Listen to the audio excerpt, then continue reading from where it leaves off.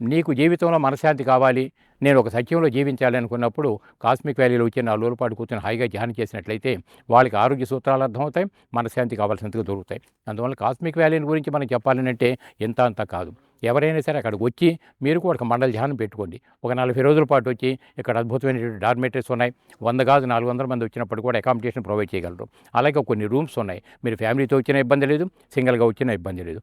ఎవరికి ఎట్లా కావాలంటే అటువంటి కంఫర్ట్స్ ఇస్తూ టైం ప్రకారంగా భోజనం గానీ, వసతులు గానీ అన్నీ కూడా సప్లై చేస్తున్నారు.